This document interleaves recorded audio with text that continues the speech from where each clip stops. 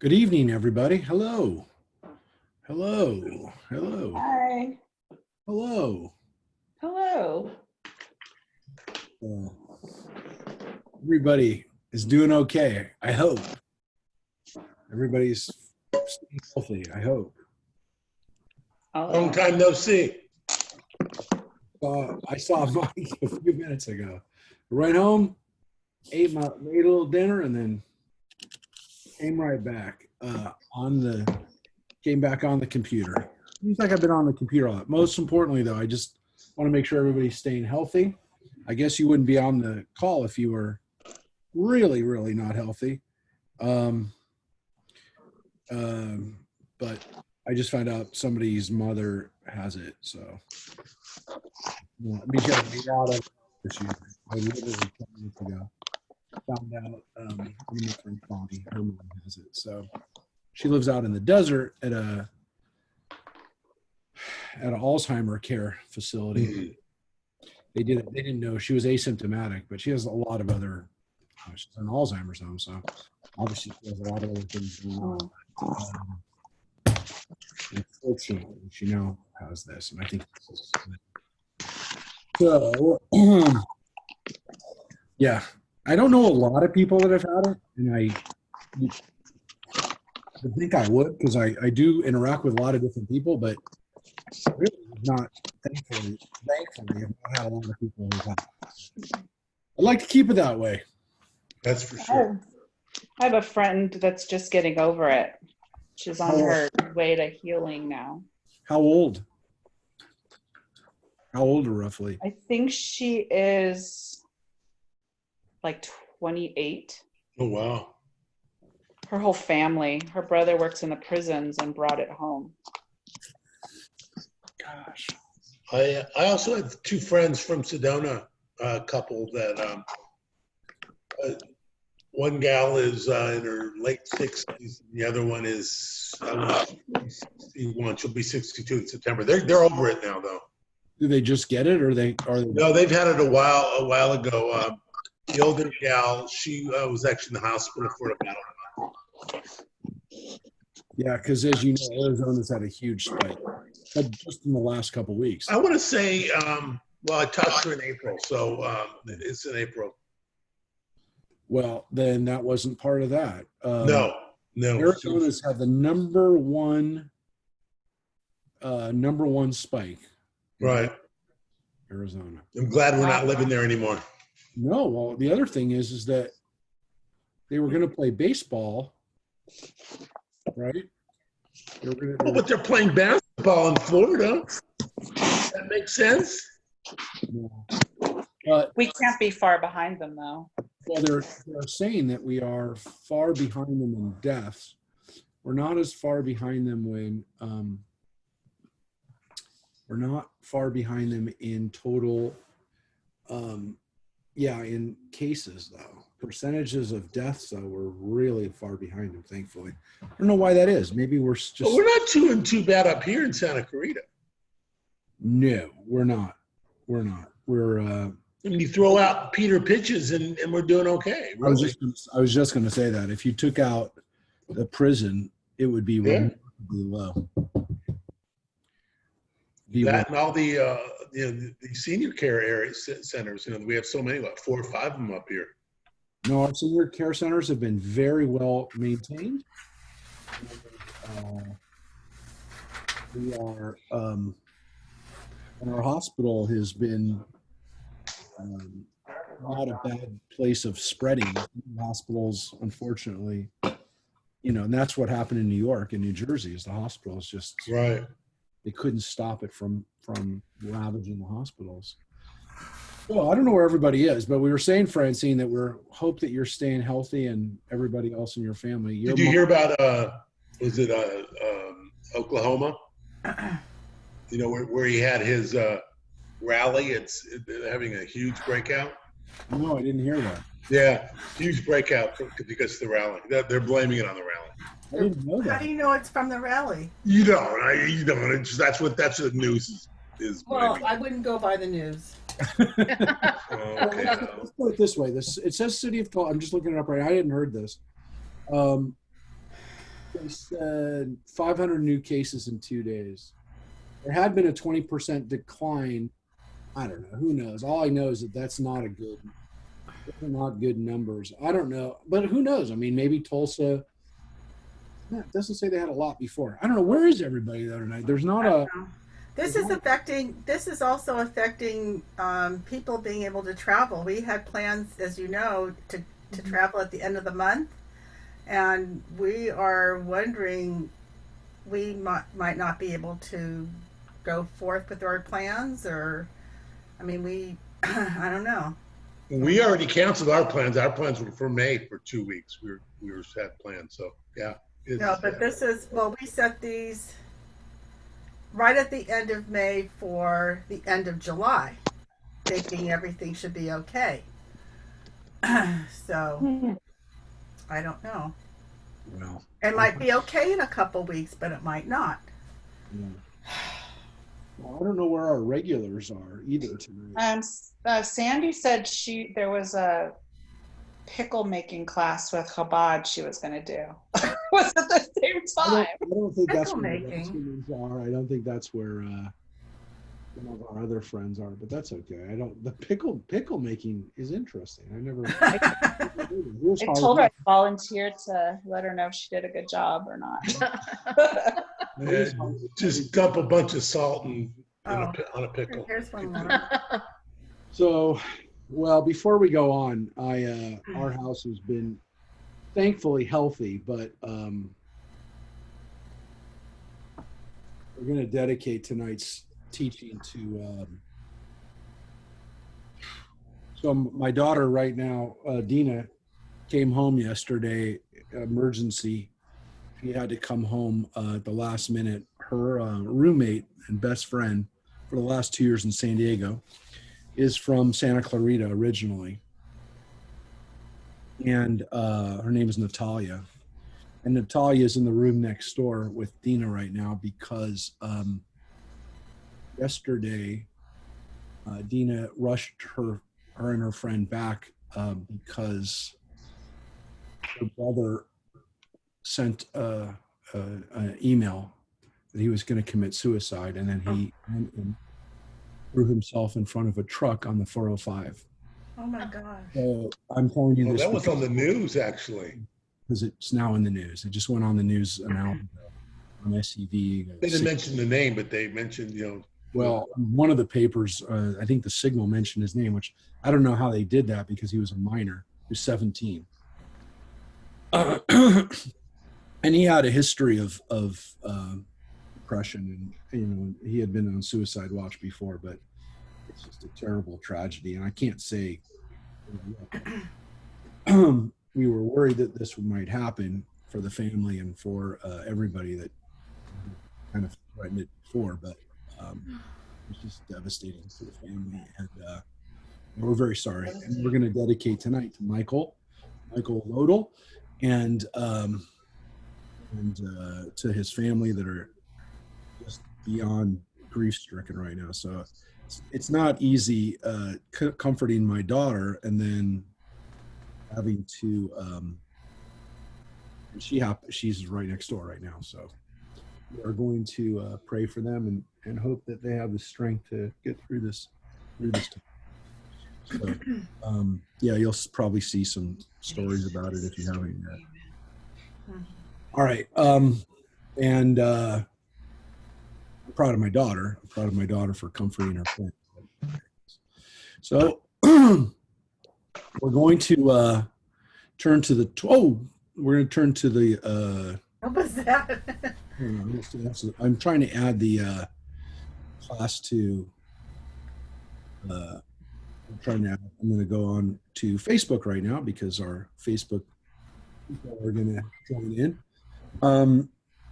So as I do this, and again, hopefully I was kind of stalling for some of our people to join on, but this morning I did a travel thing for Israel government and for. How was that webinar? How did it go? It was good. There was about 70 people, travel agents. It was only open to travel agents. Oh, just travel agents. Yeah, and so it was only for people who are agencies or companies. And because iWorld, the people who did used to be ISROM, the people who did the training, who put this together, only deal with travel agencies. Now, we work with them because I have a good relationship with them, and they have worked with us in the past. But it was tough because we're promoting tourism to Israel, and technically speaking, there is no tourism to Israel right now. You and I and everybody else can't go, can't go there right now. So it's. Can you imagine flying on an airplane for 18 hours with the mask on? I can't imagine. I did it to Arizona. I told you I went there a month ago. Right.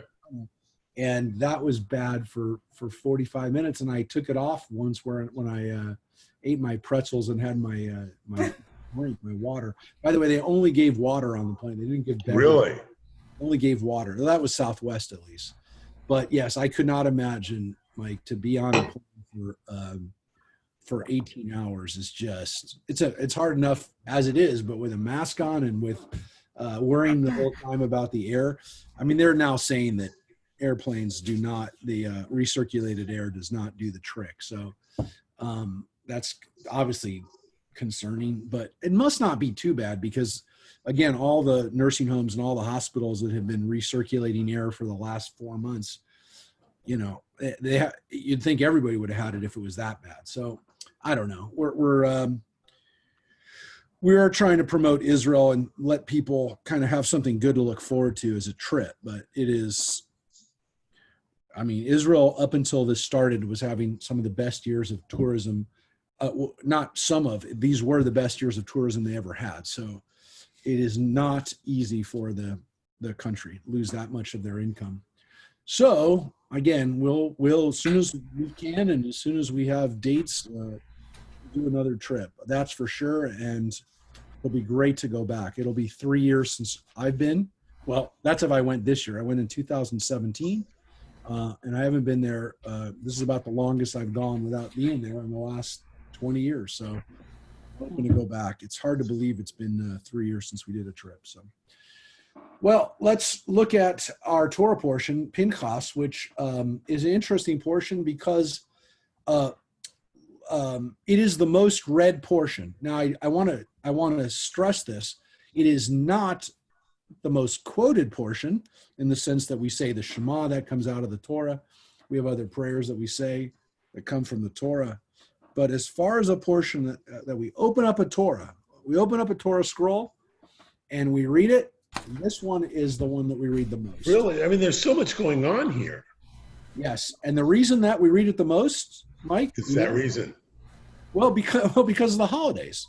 Yeah. Right. All the holidays are given again. And because they're given here in a way that I think our ancestors at least felt was a kind of a concise, I would say somewhat consistent way, that because it was laid out that way, that they chose this to be the portion. As we talked about back in Leviticus, for those of us who were with us for Parshat Emor a few months ago, that also has a list of the holidays. But it doesn't read quite as well, and Pinchas clearly is just written by one author who lists off, these are the sacrifices we do this day. There's so many sacrifices going on. A lot of sacrifices. So that's the weird thing is that it's less about the way we celebrate the holiday and more about the sacrifices. But because it's all right there and it's all like repetitive, it's just easy to read it. And it's one of the reasons why the rabbis, when they were making portions, said for the holidays, you'll read these portions. So again, we read this always at the end of end of June, beginning of July. But the way that this rolls out, we read it at Rosh Hashanah, on Yom Kippur, even on Hanukkah, Sukkot. I mean, every holiday, Shavuot, Pesach, every one of the holidays, we read this portion when we get to the holidays. And we even read it on Rosh Chodesh, on the new month, which is coming up been about 10 days. We have a new month. And so we read it at Rosh Chodesh as well. So we read it at least every month. And then again, in the months that we have holidays, we read it an extra time. So we're reading this portion, at least a few verses of it all the time. So we're going to take a look at it. And yes, and there is a lot of other things. There are a lot of other themes in here besides that, which is we're going to hit in chapter 28 and 29, the list of holidays. But what it starts with is this, and the name Pinchas is a person's name, and we only have 6 portions in the Torah, only 6 that are named after people. And actually 3 of them are non-Jews, 3 of them are Jews. So there's only 3 Jewish people that we have portions named after. Pinchas is one of them. We just read one last week. Balak was named after a pagan Moabite king. This one's named after a person. And, this person, like Sarah, who we have another portion named after, is a interesting role model. Let's put it that way. He's probably, we can say, not as revered, definitely not as revered as Sarah, but he's definitely better than the other Jew that we have a portion named after. We actually read a couple weeks ago, is Korach. So Korach is clearly not a good guy. And the Torah, the rabbis pointed out that we have 3 portions named after Jews. We have Chaye Sarah, we have Sarah, we have Pinchas, we have Korach. And they said, look, we have 3 portions named after Gentiles. We have Yitro, right? We have Noach, and we have Balak. And you know what they pointed out? They said each of those people, Sarah, Pinchas and Korach, and then Yitro, Noah, and Balak are really good, kind of in between, and bad. And so they kind of took away an interesting message from this, which is that, you know what? Those 6 people represent 3, types of people in one, 3 types of people in the other. And it tells us that there's all kinds of people, good, not kind of in between, and not so good in Jews and in Gentiles. There's no difference. So it's an interesting kind of lesson that they took away from portions that are named after people. But this is the last one.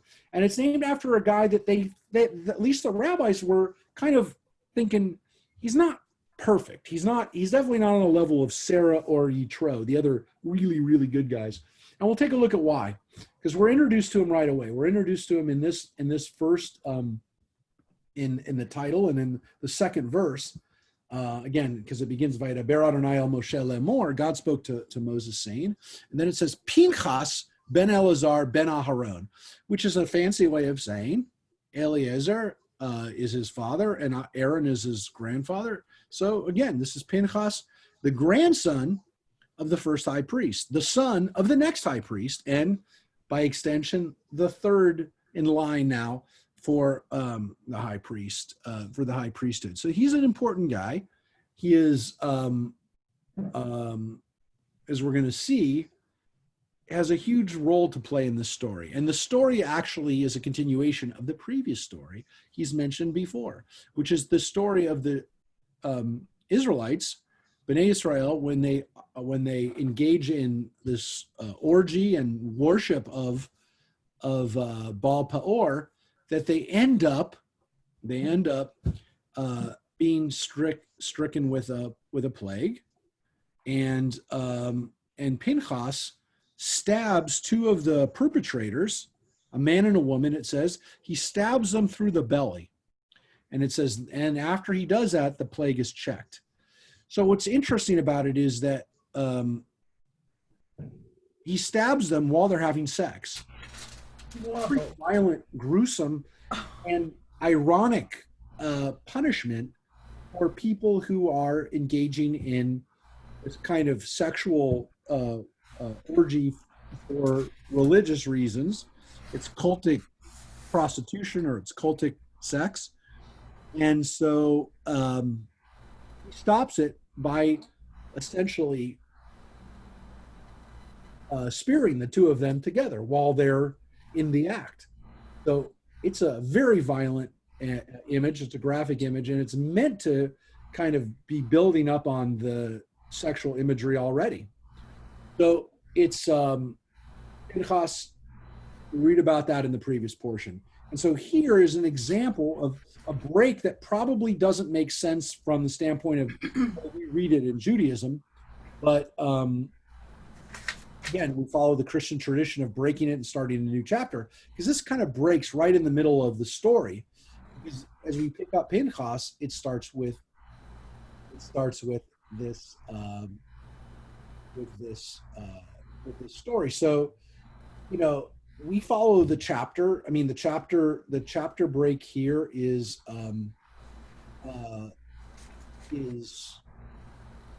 well, no, actually here, I should say, here the Christian break actually makes more sense because it's the middle of the chapter. It's the Jewish break here, which probably had more to do with how long the previous portion was. And so this is verse 10. So this is halfway through the chapter, if you will. So here's the follow-up. So what happens? The plague stops when it says, Pinchas, son of Eleazar, son of Aaron the priest, has turned back my wrath from the Israelites by displaying among them his passion for me, so that I did not wipe out the Israelite people in my passion. Say therefore, I grant him my pact of friendship, which in Hebrew is a briti shalom, my pact, my covenant of friendship or of wholeness. It's a brit shalom. We don't really know what that is. We don't know.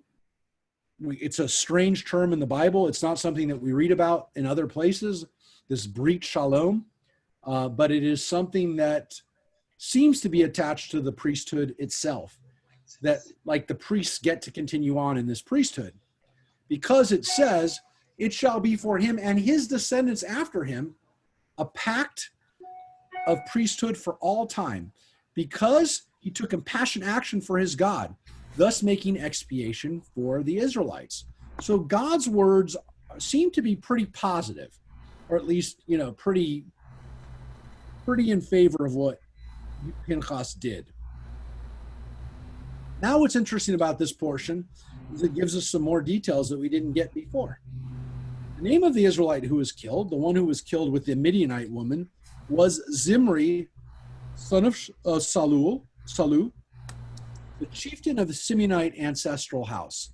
So Zimri was an important guy because he was a chief. He was a chief of the tribe of Shimon, which is the second oldest tribe. After Reuben comes Shimon. This is a tribe that is an old tribe, if you will. Goes back to the second guy. The name of the Midianite woman who was killed was Cosbi, daughter of Tzur. He was the tribal head of an ancestral house in Midian. So it's saying that both of them were important leaders, or their parents were important leaders. So this is interesting. These are not just random people either. The Lord spoke to, but we didn't get their names before.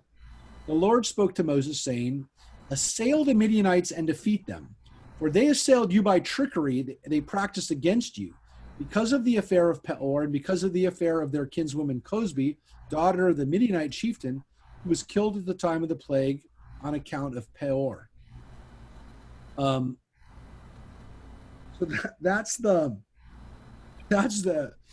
this next chapter is clearly part of the same idea.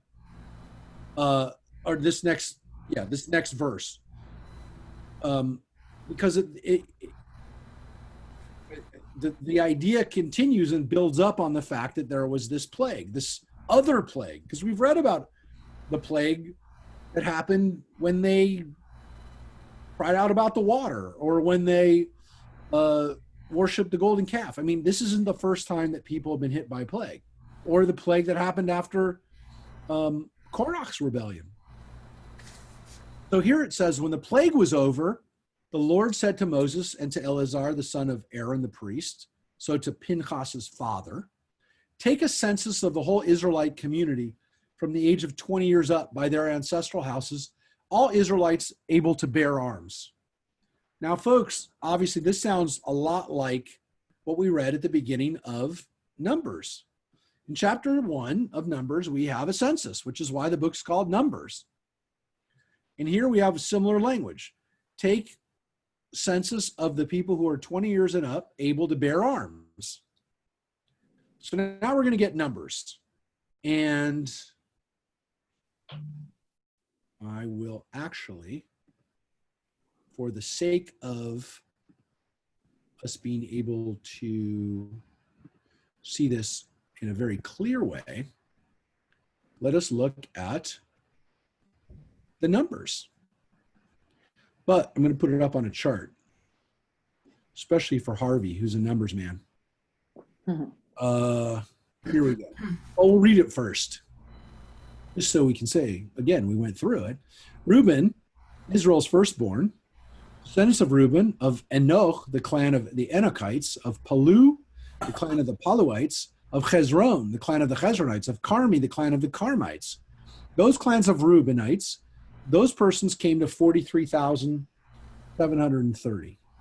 And then born to Palu, Eliab, the sons of Eliab were Nemuel, Datan, and Abiram. Yep, those are the same Datan and Abiram, chosen in the assembly who agitated against Moses and Aaron as part of Korach's band when they agitated against the Lord. Whereupon the earth opened up and swallowed them up with Korach. When that band died, when the fire consumed the 250 men, they became an example. Now here's an interesting line. But the sons of Korach did not die.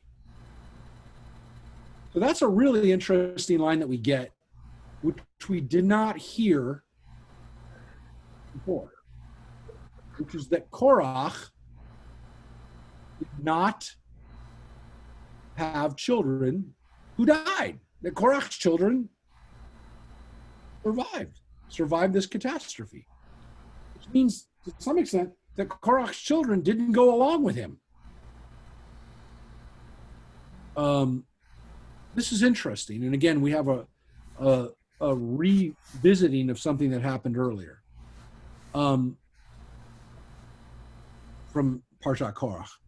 It says the descendants of Shimon, by their clans of Nemuel, the clan of the Nemuelites, which, by the way, it's easier in Hebrew. It's Nemuali, of Yamin, the clan of the Yaminites, of Yachin, the clan of the Yachinites. Again, these are easier to say without the ites, but of Zerach, the clan of the Zerachites, of Shaul, the clan of the Shaulites. Those are the clan of the Shimonites, 22,200. If it doesn't sound like a lot, you're right. We're going to get to that in a second. Descendants of Gad by their clans, of Zephon, the clan of the Zephonites, of Hagi, the clan of the Haggites, of Shuni, the clan of the Shunites, of Ozni, the clan of the Oznites, of Eri, the clan of the Erites, of Arod, the clan of the Arodites, of Areli, the clan of the Arelites. Those are the clans of Gad's descendants, enrolled 40,500. It's interesting that Gad is listed here third instead of the Levites. Of course, the Levites were counted differently, but Gad was moved up above them, above Judah, the fourth son. Born to Judah, Onan. Onan died in the land of Canaan. We read about that actually in the Midrash class last week, about how they died. Descendants of Judah by their clans, of Shelach, the clan of the Shelachnites, of Peretz, the clan of the Peretzites, of Zerach, the clan of the Zerachites. And we read about them. They're Tamar's two sons. They were twins, Peretz and Zerach. The descendants of Peretz, Hezron, the clan of the Hezronites, Hamul, the clan of the Hamulites. The clans of Judah, 76,500. That's a lot. The descendants of Issachar by their clans, of Tola, the clan of the Tolaites, of Puvah, the clan of the Punites. And the reason why it's Punite is because it's Puvah and it's Puni in Hebrew. Of Yashu, the clan of the Yashuites, of Shimron, the clan of the Shimronites. Those are the clans of Issachar. Persons enrolled 64,300. And again, this is going back to their tribal clans, the groups within the tribe. So the sons themselves, Zebulun, whatever, and then their sons. They're the ones who decided which clan, what the clans would be called. So this goes back pre-Egypt. These are people that were born Tola and Peretz and Zerach, all these kids were born in the land of Israel and Canaan before they went to Egypt. So these are like the 70 people that came down. These are the clans that are listed. Then the descendants of Zebulun by their clans of Sered, the clan of the Zeredites, of Elon, the clan of the Elonites, of Yachleel, the clan of the Yachleelites.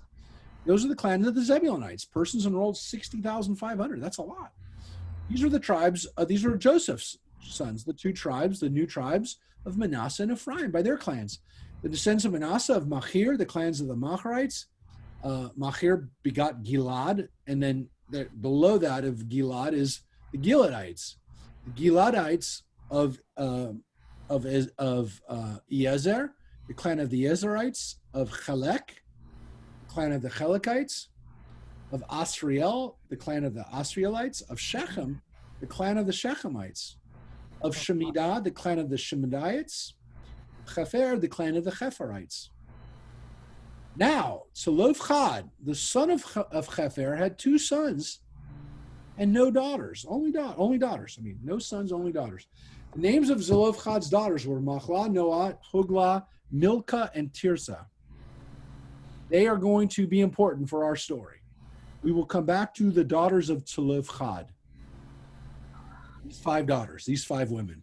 And they actually come up later on at the very end of Numbers. The story of the daughters of Zelophehad are still, it's an important part of the Torah. Those are the clans of Manasseh, people enrolled, right? 52,700, a lot. These are the descendants of Ephraim by their clans. Of Shuthelah, the clan of the Shuthalites. Of Becher, the clan of the Becherites. Of Tachan, the clan of the Tachanites. These are the descendants of Shutelah. Of Iran, the clan of the Aaronites. These are the clan of Ephraim's descendants. People enrolled, 32,500. Those are the descendants of Joseph by their clan. So Joseph together, the tribe of Manasseh at 52,000 and the tribe of Ephraim together, that's 85,000. That's a lot. These are the descendants of Benjamin by their clans, of Bela, the clan of the Belaites, of Ashbel, the clan of the Ashbelites, of Achiram, the clan of the Achmerites, of Shephuapham, the clan of the Shephumites, of Hufam, the clan of the Hufamites. The sons of Bela were Ard and Naaman, of Ard, the clan of the Ardites, of Naaman, the clan of the Naamanites. Those are the descendants of Benjamin by their clans. Persons enrolled, 45,600. These are the descendants of Dan by their clans. Shucham, the clan of the Shuchamites. Those are the clans of Dan by their name. All the clans of the Shuchamites, persons enrolled, 64,400. So you can see Dan only had one descendant who had kids that were still being counted, the Shuchamites. The descendants of Asher by their clans, of Imnah, the clan of the Imnites, of Ishvi, the clan of the Ishvites, of Beriah, the clan of the Berites, of the clans of Beriah, of Cheber, of the clan of the Cheberites, of Machlileel, the clan of the Machlilites. Machlili, it's either, again, Machlili is easier in Hebrew than Machlili. And then, again, the reason we're going through these names is because there actually are interesting things that are buried in this census. And one of them, I meant to mention this, we mentioned yesterday in our Midrash class. The name of Asher's daughter was Serach, and we read about her in the Midrash. She's an amazing lady who's born before the people go down to Egypt and is still around during the time of the Exodus. She's like a magical, mystical, wise, ancient woman, Serach, and she's Asher's daughter. So she lives to tell the stories to the people. She's there to tell them the stories of what Joseph was like. What was Jacob like? She's Jacob's granddaughter, and she's still alive according to tradition. So she lives a long time, really long time, but more importantly, has a really important role to play. These are the clans of Asher's descendants. I mean, by the way, I just want to point out, there are people who write Divrei Torah just about Serach. They write stories just about this woman, Serach, that we just mentioned. So again, buried in these in these census numbers are people that we need to know about. And as it turns out, 2 of them are women. One of them Serach, and the other are the daughters of the 5 daughters of Zealotry. Interesting little lessons about women. The clans of Asher's descendants were 53,400. The descendants by Naphtali, by their clans, of Yachziel, or in Hebrew, Yachzeel, the clan of the Yachtalites, of Guni, the clan of the Gunites, of Yezer, the clan of the Yezerites, of Shalem, the clan of the Shelemites. These are the descendants of the clans of, these are the Naphtalites, clan by clan, people enrolled, 45,400. This is the total enrollment of the Israelites, 601,730. Now, what's really important about this number, folks? It's really close to the number at the beginning of Numbers. Now, what's important about this? This is another generation. This is the next generation. So let's take a look at the population change. I don't expect anybody to remember all the numbers. And we got some people coming in right now. So welcome. And you got here in time for our breakdown in this census. In Numbers 26, we have the second census in the book of Numbers. This census, let's look at the numbers. So on the Wikipedia page, we have a very convenient comparison. And it shows us which tribes grew. Not all of them grew. Some of them shrunk. And the interesting thing about it is that these numbers come out to roughly the same. But if you look at the numbers when the Israelites first were at Mount Sinai, they're 603,000. And now when they're about to enter the land, they're 601,000, which is actually a net decrease of 1,800. So during the time of the wilderness, they don't increase in population at all. And actually some of the tribes go up a lot, like Manasseh, and some of the tribes go down a lot, like Shimon. Some of them, there's not a big change, like Judah and Reuben. Those don't have huge net changes. But yeah, in the case of Shimon, that goes down a lot. So some of the big tribes went down a lot, which is why the numbers are down. So that's a percentage change. But look at Ephraim's numbers. Ephraim going down 8,000 is as much as the increase in Zebulun, Dan, and Judah is more. So you can see how much those tribes of Naphtali and Ephraim go down. So when people talk about why are these numbers different, what do they reflect? There are differences in them. So the numbers change. Tribes in some cases increase, in some cases in some cases decrease. And it's not obvious why. I mean, you could say the tribe of Reuben, that's where Datan and Abiram were, and so they lost 2,700 people. Maybe a lot of them died in a higher portion of them were followers of Datan and Abiram. They died. We also, again, the census taking that goes on in the beginning of Numbers really focuses on the Levites. This one is more on the tribes themselves and focuses more on the breakdown of the clans and how the tribes are numbered, less about, again, the Levites. Any comments or questions about this? About the numbers, the raw numbers? We're still at roughly 600,000. So when we say that 600,000 men, and not, again, all men, but men ages 20 and up, that's their number. Any questions? Okay. Yeah, Rabbi, I don't remember everything I read, but in the beginning of Numbers, weren't the numbers capped at a certain age? They were for the Levites. Just the Levites? You're absolutely right. They capped them at 30 to 50. The cap for the beginning was 30 to 50. So you're 100% correct. I don't remember if they capped them at the, help me out here, somebody. I don't think they capped them on the, I don't think they were capped at the age, was it 60? I mean, the problem is there's a cap, there's different caps on, there's different caps on the Levites. There's two actually slightly The different. Levites was 50, right? Yeah, well, yeah, but in one it's in one list in Numbers it's 25 and up from the for the priests, and another place it's 30. Actually, the main one we talk about it's 30, but no, in Numbers chapter 1 it doesn't say. It just says over 20 and who were able to bear. Oh, it does say over, just over 20. It's just over and no max. But there is a max for the priesthood. Right. Yeah. Again, there was a retirement age for priesthood. The weird thing is it basically says you could be over 50 and still be fighting. Bearing arms, I guess you could say, doesn't you don't age out of that. I guess if you're old enough to bear an arm, then you're old enough to walk. You can bear an arm and fight. I don't know, but it is interesting that the numbers are roughly the same.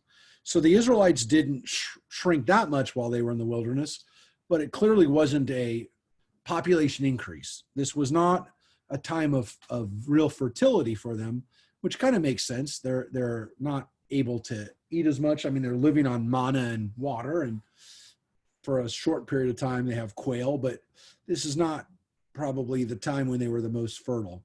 Well, they definitely weren't, but it does give us a pause and reflect on the fact that the Jewish community today does not have a very substantial population growth numbers by birth. We are an aging community as far as our numbers go, and it's some people are alarmed by that. I'm not downplaying it, but it's not. I'm not as worried about it maybe as some other people, but it definitely is the case that in the non-Orthodox world, the birth rate for Jews is very low. It's getting lower in America as a whole, as we've, you can read about.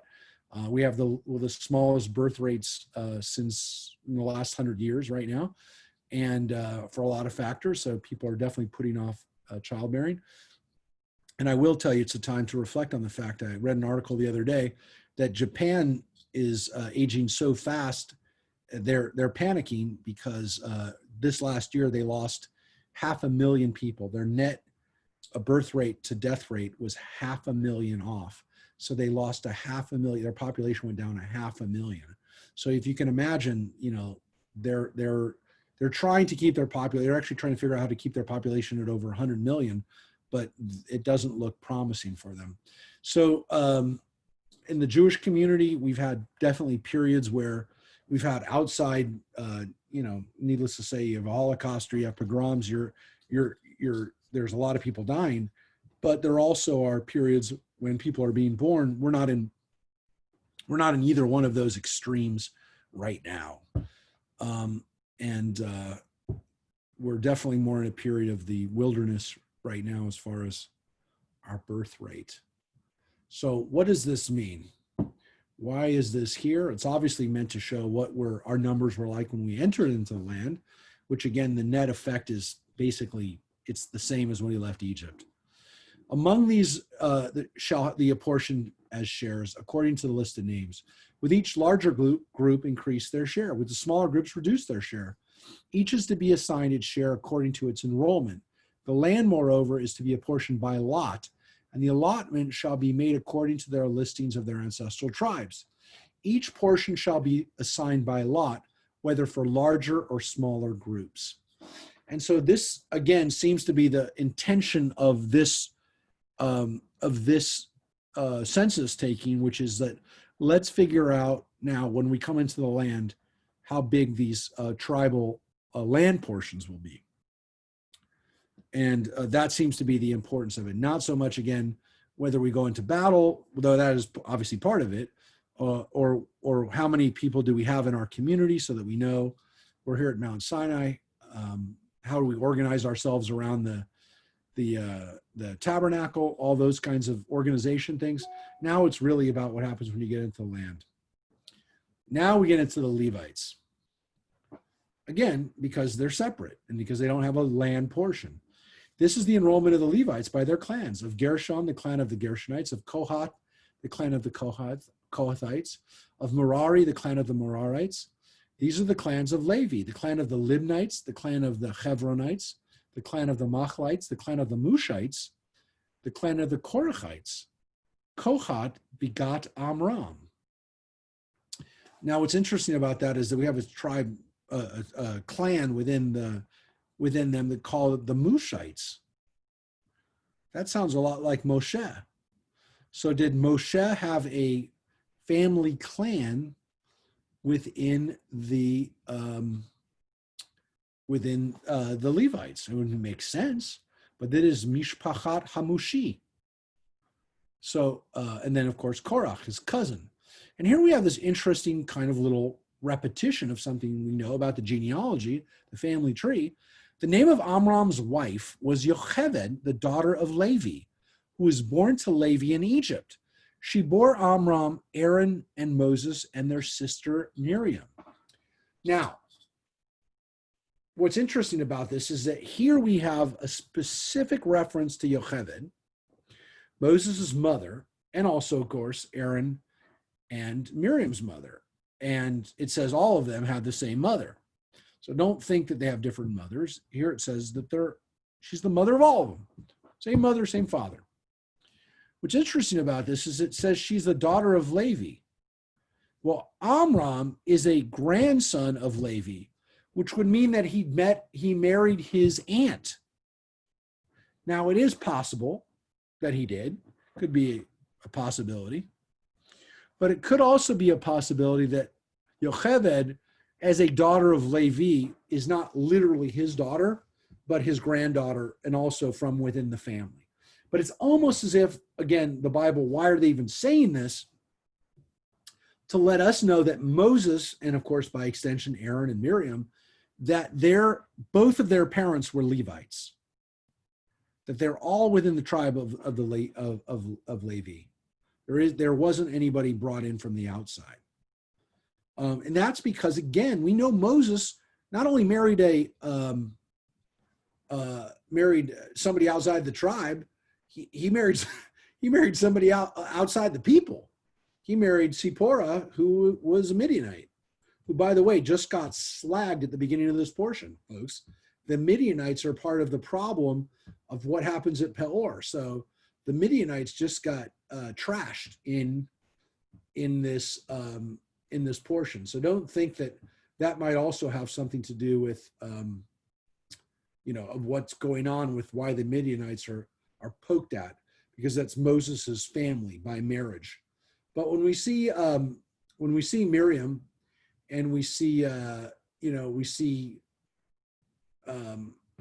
the fact that Moses, Miriam, and Aaron are all from, have the same parents. They're all very much within the tribe of Levi. It's kind of, again, telling us that that it is very much accepted that they're Levites and that they're pure Levites. So that's kind of an interesting, little message here. There's also an interesting tradition that Miriam, who Miriam's husband was, there is a tradition, there are different traditions of who her husband was, but there's one that he's Hur, who's Moses's or Aaron's assistant, really in making the Mishkan. So that's one of the possibilities of who her husband was. But family tree is very important in the Bible. And now we get into Aaron's. Aaron had Nadav and Avihu, Eleazar and Itamar. Nadav and Avihu died when they offered alien fire before the Lord. We read about that in Shmini in Leviticus.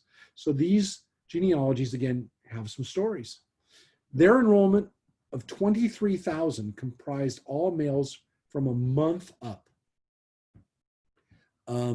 They were not part of the regular enrollment of the Israelites, since no share was among them, among the Israelites. So because they're not getting a portion, their numbers are less important. But if we look at the Levites' numbers between chapter 1 and chapter 26, I'll tell you what their numbers are. Their numbers are in 26, we just read their 23,000. At the beginning, in Numbers chapter 1, they were, they weren't counted amongst the very beginning, but it is there. Hold it one second. I do want to get to the exact numbers. I should know it, but the exact number of the Levites at the beginning of Numbers, when we have their special breakdown, was, one second, it was,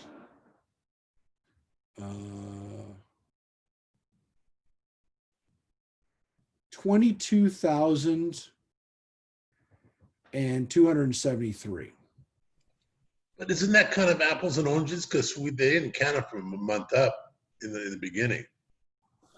Well, wait a second. Hold it one second, because it is, well, they give,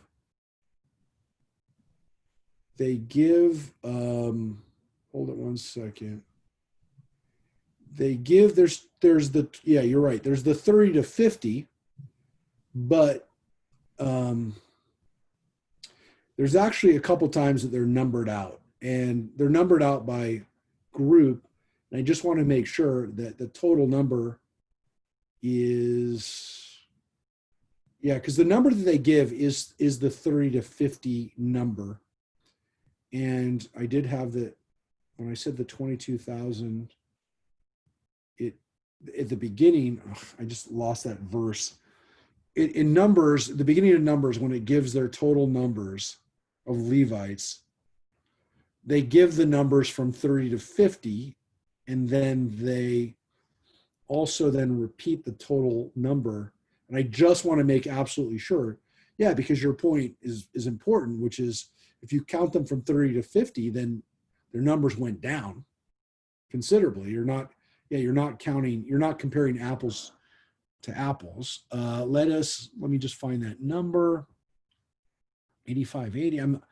I know that they give, I just read it to you, so I know that I had it. I just, unfortunately, I lost it, and then I found it. I read it to you, and then I lost it. Anyways, I do want to find out. That is actually now become super important to me to know what the numbers are for the Levites, and whether it is so the Levite total was 22,000. Okay, here it is. When they give the total number, here's the weird thing. When they give the total number for the Levites, it comes out to 20, as I said, in 22,000. It's in Genesis, it's in Numbers 30, it's chapter 3. It's the end of chapter 3. And it is, again, I apologize that I lost it, but it is, I know it was right near it. It is 22,000. It says in chapter 3, verse 39, it says the total amount of males ages 1 month and up is 22,000. So it does give us, in Numbers chapter 3, it does give us that. It says the exact same thing. I'll just show you. Why? you have it right here in front of you too. So let me just get you to it. It says, so it is comparing apples to apples, because it says, it does say right here, the list of one, they did count them. We believe you. No, I know, but I want you to see it so that you can read it in the Torah. Right here, all the firstborn males from the ages of 1 month. So that is the number of so it's basically the same. Basically the same, which is interesting because, again, Korach and his band died. There were other people who died from the Levites, so it could have gone down more. It actually went up a little bit. And it says, okay, so then after we get the Levites separate, and again, you can see we had, I mean, you just saw it for a second. I was looking through it on my other computer. I mean, we had verses and verses of how many Levites there are broken up by clan. Here, not important, because you know what? Levites, you don't get any property. So it doesn't matter how many of them you are, how many of the Levites are. Here's how many there are, and you live amongst the people, and you don't get a piece of land. These are the people enrolled by Moses and Eleazar, the priest, who registered. And again, Aaron is dead, so Eleazar is now the guy in charge, right? And so he's the one who's helping Moses, his uncle. And they're registered at the steps of Moab at the Jordan near Jericho, right where they're about to cross in. So this is the number of people who cross in. Among these there was not one of those enrolled by Moses and Aaron, the priest, when they recorded the Israelites in the wilderness of Sinai at the beginning. For the Lord had said of them, they shall die in the wilderness. Not one of them survived except for Caleb, the son of Jephunneh, and Joshua, the son of Nun. So if you thought, hey, you forgot about them. No, they didn't. They're a very, very long chapter, folks. As you can see, 65 verses. That's one of the longest chapters in the whole Torah. And why? Because, again, the Christian authors felt, you know what, this makes sense to do in one chapter, to do all the census and the genealogy. So now the interesting thing is we've been introduced to Zealotry, and now we're going to come to this mini story of the daughters of Zealotry. And it says, the daughters of Zealotry of the Manassehite family, son of Hefer, son of Gilad, the son of Machir, the son of Manasseh, the son of Joseph. So those are the descendants of Joseph through Manasseh, through that son, through Machir, the grandson, through Gilad, the great-grandson, son of Hefer. So that is Zealotry's family, and then Hefer, the daughter's grandfather. So this is generations, a few generations removed from Joseph. They came forward. But these are, again, it's interesting, descendants of Joseph. The names of the daughters the names of the daughters were Machlah, Noah, Hoglah, Milcah, and Tirzah. And by the way, these names were not really popular Hebrew names until recently. So in modern day Israel, the names Tirzah and especially Noah are very popular Hebrew names. But these were not really, really popular Hebrew names for a long time. But they are definitely more popular today in Israel. They stood before Moses, Eleazar the priest, the chieftains, and the whole assembly at the entrance of the tent of meeting. And they said, our father died in the wilderness. He was not one of the faction of Korach's faction, which banded together against the Lord, but he died for his own sin, and he was left with no sons. So he didn't die of anything of the crazy things. He died like everybody else because he wasn't the generation that, again, could come in. They were the generation that didn't believe and didn't have faith. That's it. That's why he died. Nothing special. No, he was not really, really bad. He was as bad as everybody else. But everybody else died, and so did our dad. Excuse me. Name. What? Somebody. Yes, Marina. Didn't he die because he broke the Sabbath and gathered up wood? No, that's not. Zealotry is not that guy. Zealotry is a guy that we've never heard of before. Okay. We have not heard of Zealotry until this moment.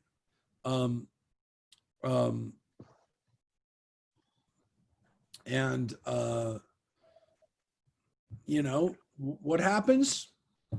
Why did he, again, there's commentary. There is a commentary. There's a midrash that he's the man that did the thing with the Sabbath. I will tell you, I have a problem with that midrash. The reason the midrash exists, Marina, is this, because it said he died of his own sin. And the rabbis don't like, they don't like not knowing why he died. The problem was that seems to be a pretty egregious sin. And I think the daughters of Tzlufchad are making the case that they're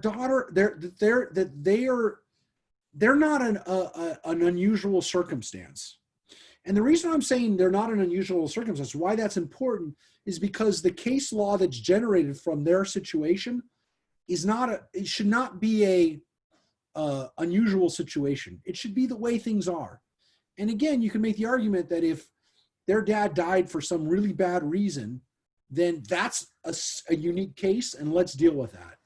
So you didn't pull that out of nowhere, Marina. There is a midrash that's the case. But I will tell you, there's also the tradition, and again, there is the reason the midrash exists is more based on the fact that they want to know who the guy is rather than it, number one, making sense, and I think more importantly, it detracts from the power of this story, which is that these daughters, they're not asking for anything special. They're not asking for special consideration, good or bad. It's just an average guy. He just died, and he died like everybody else because he didn't do anything exceptionally bad. Put it that way. Well, thanks for actually, Marina. Thanks for adding that, because it does bear mentioning, because again, the midrash does exist. And I'm again most impressed that you remembered that midrash too. So, congratulations on being so knowledgeable now in Talmud and midrash that you were able to pull that out. It's phenomenal. Thank you.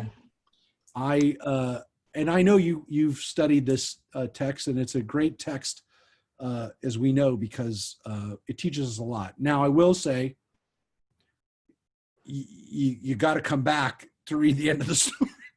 To read the end of the story, we're not going to get the end of the story this week. So it's one of these interesting kind of like, it's not really a cliffhanger because it's not life or death, but it's really important. And it's one of those things where the way the Torah portion runs out, it runs out before we get to it, which will be in chapter 36, right at the end of the book of Numbers. So their story actually concludes in an interesting way. It concludes the book. It concludes the book of Numbers. And to some extent, by the way, Marina, you could say to some extent, it's the last narrative of the wilderness, in the sense that Moses' death, well, I guess Moses' death is a narrative. It's not really a story, but in some sense, it's really kind of the final story. I wonder if I can say that. Well, Moses' death, but Moses' death really isn't a narrative. It's literally two or three lines. This is actually a story, and you can make the argument it's the last story in the book of Numbers, and all of the book of Deuteronomy is a retelling of what had happened before. So, well, for better or worse, it's a really important story. And I do want to make the point, you got to come back next week to hear how it ends. But let's read the first part of it. So here's what they say. Let not our father's name be lost to his clan just because he had no son. Give us a holding among our father's kinsmen. So what's their issue? What's their issue, Marina? I'll ask Marina. Marina, what's their issue? That, well, they have no husbands, they have no sons yet, and they would be disinherited, and there's no brother to take them in or provide for them. Yeah. And so what's so amazing about this is that the Torah is going to give us a case law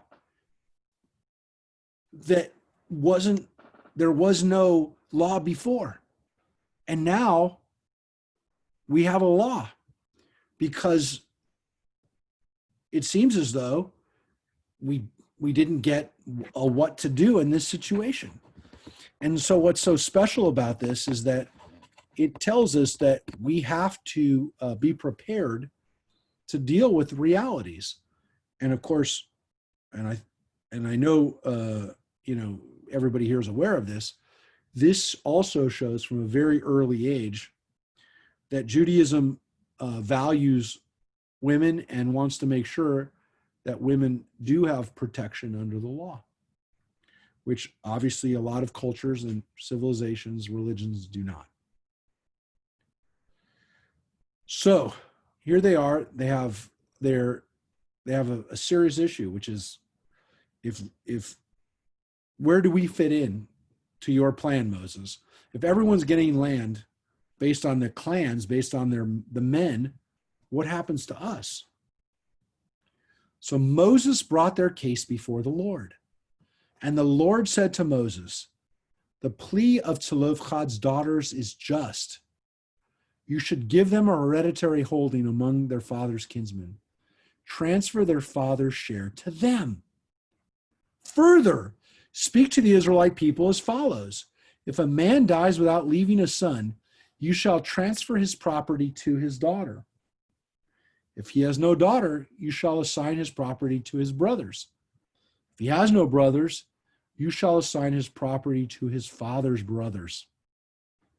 If his father had no brothers, you shall assign his property to his nearest relative in his own clan, and he shall inherit it. This shall be the law of procedure for the Israelites in accordance with the Lord's command to Moses. So here we have a commandment that we didn't have before. We had a situation where we needed to have a commandment. This law is important because we read about it later on in the Bible. One of the most famous cases. Rabbi, are there actually 614 now commandments? No, this is this is an interesting thing. So this, because it's within the Torah, this is kind of a commandment of, this is a commandment of kind of, again, by the way that people organize commandments, this is definitely one of the commandments, right? This is a commandment that wasn't necessarily originally given, but it is one of this is what you got to do now in this situation. And so it's in the Torah. So it's one of the commandments in the Torah itself. Was it a commandment? Would it have been a commandment if it hadn't happened? I mean, that's the weird question.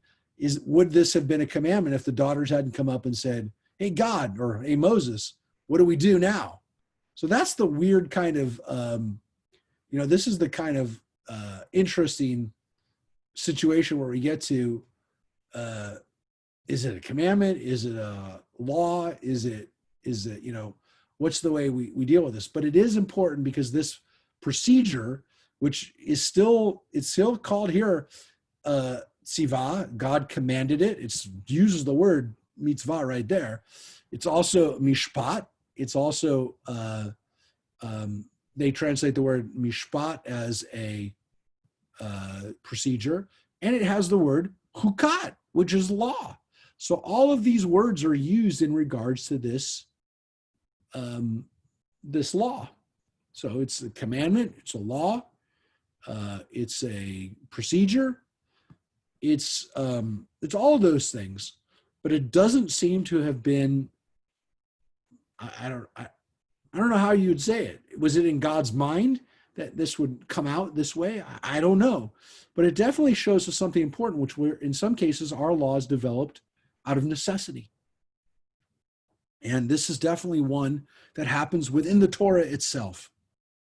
So the family law here, Philip, you have any comments as a family lawyer to give your take on this?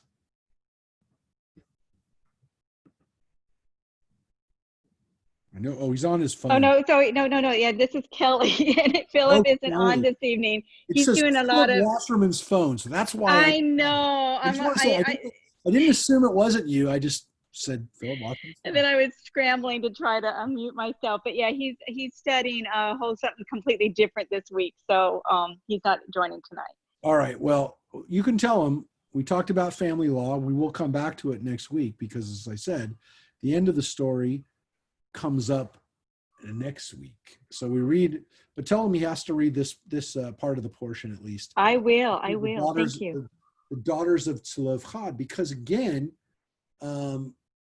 this is it's an interesting situation because women do get a an important role to play, and it's given here in this section when the tribes are essentially divvied out, or not, they're not divvied out the land yet, but basically we're accounting for what they're going to get. Moses, you're a part of this discussion, even though you don't get to go into the land, which we're about to hear right now. But Moses is definitely part of this to make sure that everybody knows this is Moses is behind this. This isn't just Joshua. This isn't just the next generation of people making these decisions. Moses was in on it, and so was God. And the allotments are based on where the tribes are now, at this moment, when they're about to go into the land. Not when they were at the beginning of Numbers, but now, after this experience and the travails of being in the wilderness, now we're going to divide it up. And now women will clearly be able to have some say over this. I'll leave it at that because we're going to read what happens, because there is a stipulation. There is a stipulation in this as well, and even though here it says the women get it, that opens up a whole nother can of worms, which we'll read about next week, at the end of next week when we finish the book of Numbers. We're going to finish the book of Numbers. So please be here next week when we finish a book. Does anybody want to guess what the can of worms it opens up? Anybody want to jump in and say what this new law will potentially do? Why we get the end of the story? Anybody? Well, it's okay if you don't, because we'll read about it. I just Okay, want I'll guess. what? It has to do with who these young women have to marry. Yes, 100%, Marina. And specifically, take it another step. They have to marry within their tribe Yeah. to keep the property within their tribe. Yep. And so that's what we'll get to next week. And again, because as much as this law is a wonderful inclusion for the rights of women, which again, as we pointed out, some countries still don't have. There has to be some rails on this. There has to be some protection for the tribe, because the needs of the individual, needs of women, still can't undo the good of the tribe as a whole. So yes, this is an issue, and so we'll read about it next week. So that's the end of that part. So it's like a mini story, and again, as I said, it's really like a two-parter. So here's the next part we get into. So again, a lot of different ideas. So we move through this portion. We had the Pinchas incident finishing up, which is actually another example of, we read a little bit, now we read the next, though that was literally the next chapter. This skips ahead, the daughters of Zealotry skips ahead 6 chapters. So that's a lot, that's a big skip. But we also then had the census taking, and then we had the daughters of Zealotry. And now we have another mini story. The Lord said to Moses, ascend the heights of Abarim and view the land that I have given to the Israelite people. When you have seen it, you too shall be gathered to your kin, just as your brother Aaron was. For in the wilderness of Zin, The community was contentious. You disobeyed my command to uphold my sanctity in their sight by the means of the water. Those are the waters of Meribah Kadesh, in the wilderness of Zin, which we just read. So Sin in Hebrew, or Zin, it's written now. So when he struck the rock. So he's reminded of what he did. We also read this, this verse, which basically says, Moses, you're going to die. Just as your brother Aaron did, you're going to die too. But now we read something, let's read it. Moses spoke to the Lord, saying, let the Lord, source of the breath of all flesh, beautiful phrase for God, Ruchot Chol Basar, the spirit of all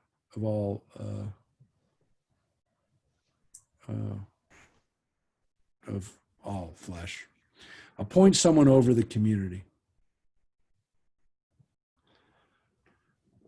Who shall go out before them and come in before them, and who shall take them out and bring them in, so that the Lord's community may not be like sheep that have no shepherd. So if it's not me, God, let there be somebody who can lead them. And the Lord answered Moses, single out Joshua, Yehoshua, son of Nun, an inspired man, lay your hands upon him, have him stand before Eleazar, the priest, and before the whole community, and commission him in their sight. Invest him with some of your authority, so that the whole Israelite community may obey.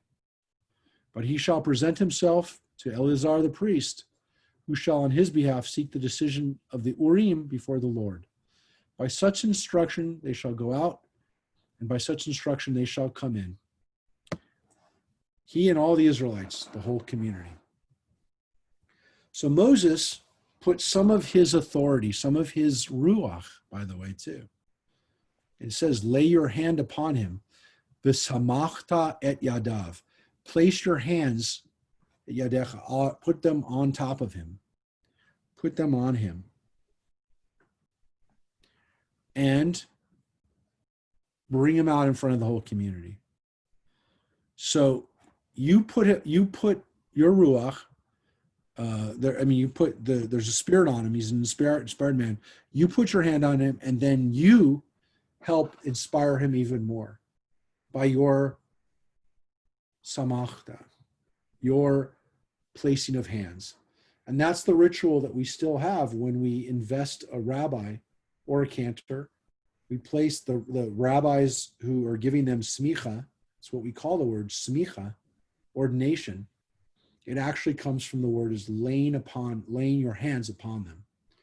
Or again, yadecha is your hands. Yado, his hands, But samachta means to literally to lay, to place, and again, it's place your hands. So that's what the word smicha means. It means literally the laying of hands on. That's what ordination is in Hebrew. When a rabbi is ordained, the previous rabbi places their hands on him. It's a very holy ritual, and it goes back to Moses and Aaron. But importantly, Eleazar, the priest, has to be there, and he has to be with him too. So the priesthood has to be involved in this. And most importantly, everybody has to be involved in it, because it has to be in front of all of their eyes. You can't invest them with authority without everybody else seeing it. And it's a public ritual. Now, if this seems like nothing to you, that may be because in our country, we have a tradition of placing our hands or placing a Bible and having someone place their hands on a Bible when they're being invested with authority, whether it's the President of the United States or a judge or a secretary of the cabinet, that they go through this ritual of swearing allegiance and publicly proclaiming this. It's a wonderful thing, because it's basically saying, I'm taking this responsibility in front of everybody, and I'm accountable to everybody. Not so in all religions. Not so in all countries. And again, what's important about this is that this public ritual is one that shows accountability to everybody. And it's not a secret. It's not a cult. There's no secret ritual that's done in some back room somewhere where or only certain people or the initiated get to see it. This is done in front of the whole people. And it's a really, really special thing that this happens. Now, Joshua, again, there's this kind of recognition that he's not quite like Moses. God's not going to speak to him directly the way God's been communicating to Moses. And specifically, we know that because the Urim, these Urim and Tumim, these special devices, and we don't know what they look like. So before you start hitting me up with what do these things look like, we don't know. We really don't. There's speculation about what they look like, where they kind of dice looking things. Did they have letters on them? Were they coins that were flipped? We don't know. But the point is that these are devices that were used to communicate with God, or God would speak between them. And as we've mentioned when we've talked about the Urim and Tumim before, the words in Hebrew, Urim and Tumim, are on the coat of arms of Yale University. In Hebrew, by the way, not in English or Latin. It actually says "lux et veritas" below it, which is in Latin, light of truth, light through truth. But it doesn't have light, truth. Yeah, basically. No, actually, yeah, it's light and truth, or yeah. But the amazing thing is it's in Hebrew, which shows Yale's connection to Hebrew and to, again, all Yale students had to learn Hebrew when they were undergraduates. It used to be the rule. But we don't know what they look like. And in the Yale logo, it's just Hebrew written in a book. So it is a recognition that Joshua doesn't get the full prophetic gift. Moses did as the Lord commanded him. He took Joshua and had him stand before Eleazar the priest and before the whole community. He laid his hands upon him and he commissioned him as the Lord had spoken through Moses. So, and it says, Vayismoch et yadav, that he placed his hands on him. So that's the transition, the first transition of Jewish leadership. Not a tribal leadership, not the patriarchal blessing, but leadership now for the community. So we shift gears for the last couple chapters. And as we said at the very beginning, and I know some people joined late, I will tell you there's a lot going on in this portion. These are ironically, as much as those previous chapters had some wonderful stories, some great lessons, a lot of people derive their divrei Torah from that. Most people do not inspire, most people are not inspired to write divrei Torah from these next sections, other than they may say, hey, yeah, you know what? We read these portions at every holiday. But from the words themselves, they very rarely derive divrei Torah. People oftentimes derive stories and lessons from the daughters of Zealotry. They might even derive some lessons from the census and why it's different, and the people named in the census, like Serach and like Korach, who was mentioned again in Bnei Korach. I still haven't done my message for the week, by the way. I will tell you, it's in my head, and it's probably going to be about that issue of who we talk about in this Torah portion. And I'll leave you with that. It'll be a secret until I lay it out, maybe tonight. But very rarely will people talk about these last couple portions. But these are the portions that are read at every holiday. They're read at Rosh Chodesh. They're read, as I mentioned, more times than any other portion. So again, we read snippets of portions every time we pray, every time we read the Shema. I get it. But when we open up a Torah scroll and say, now we're reading section whatever, chapter blah, blah, blah, verse so-and-so. The most read is this right here. And here we go. So we'll go through it. And again, we're going to go through this a little fast because it's basically a layout of how many sacrifices you made. Oh, thank you. I was just going to ask you Yeah. Command the Israelite people and say to them, that you just took one. be punctilious. Oh, wait, I'm muted. Yeah, you're not on mute. Be punctilious in presenting to me at stated times the offerings of food due me, capital M, God, as offerings by fire of pleasing odor to me. And what does it say? It says that these offerings are pleasing to God. And the word is reach nichoach. And in this case, reach nichochi. Reach nichoach means pleasing odor. We have it over and over again in this portion. There's a pleasing odor. Nichochi means a pleasing odor to me. So God likes the smell.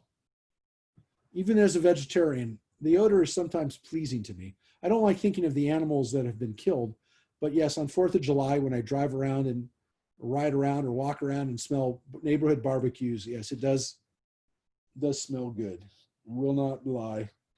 The odor is still pleasing, still pleasing to me, and with a lowercase m. So say to them, these are the offerings by fire that you are to present to the Lord as a regular burnt offering every day, 2 yearling rams without blemish. You shall offer 1 lamb in the morning, and the other lamb you shall offer at twilight. And as a meal offering, there shall be 1/10 of an ephah of choice flour with 1/4 hin of beaten oil mixed in.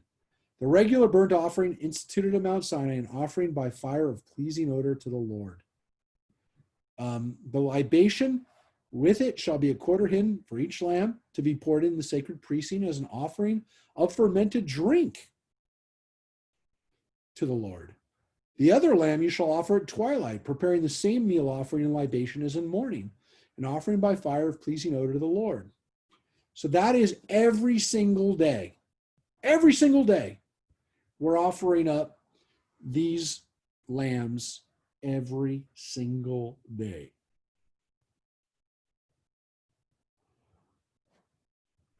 There you have it.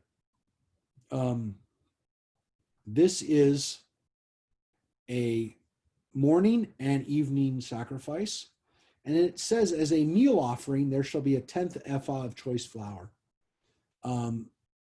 This mincha offering is the traditional afternoon offering. So today we say there's 3 offerings: the evening, the morning, and the mincha, the afternoon. And then we come back again to the evening offering. So again, this is these are the offerings. Here again, the offerings seem to be more rotated around the day that we know it, as we know it. 1 in the morning, 1 in the evening, and then 1 in the afternoon, the mincha. But suffice it to say, this is where we get the tradition of praying 3 times a day. Because every time we pray the Amidah, we're taking the place of an offering, which means that in the holidays, when we do an extra offering, because we do those daily offerings every day, and then on the holidays, we add offerings to them. Where we have those other offerings, we do the Amidah, which is why there's a tradition on Shabbat of doing a Musaf, an extra Amidah. Because here it is right here. On the Sabbath day, 2 yearling lambs without blemish, together with 2/10 of a measure of choice flour, with oil mixed in as an offering and with the proper libation. A burnt offering for every Sabbath. If you thought that, well, maybe that's just Sabbath, right? No. In addition to the regular burnt offering and its libation. So it's an extra offering. Again, what we call the musaf, or the extra offering. Then we get to, on your new moons, you shall present a burnt offering to the Lord. 2 bulls of the herd, 1 ram and 7 yearling lambs without blemish.